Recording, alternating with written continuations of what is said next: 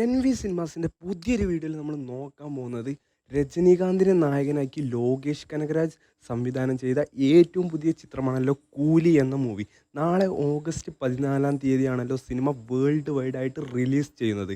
എല്ലാ കൂട്ടുകാരും നല്ല ആവേശത്തോടെയാണല്ലോ ഈ സിനിമയുടെ റിലീസിന് വേണ്ടി കാത്തിരിക്കുന്നത്. ഇപ്പോൾ ഇതാ സിനിമയുടെ പ്രീസെയിൽ കളക്ഷൻ അപ്ഡേറ്റ് ആക്കപ്പെട്ടിരിക്കുകയാണ്. 100 കോടി എന്നൊരു മാന്ത്രിക സംഖ്യയിലേക്കാണ് സിനിമയുടെ പ്രീസെയിൽ കളക്ഷൻ വന്നിരിക്കുന്നത്. തമിഴ്നാട്ടിൽ ഏറ്റവും കൂടുതൽ പ്രീസെയിൽ കളക്ഷൻ നേടിയ സിനിമയാണല്ലോ ലിയോ എന്ന മൂവി. ലിയോ എന്ന സിനിമയുടെ റെക്കോർഡ് ഇപ്പോൾ ഇതാ തകർത്തെറിഞ്ഞിരിക്കുകയാണ് കൂലി എന്ന രജനീകാന്ത് നായകനായി എത്തിയ ചിത്രം.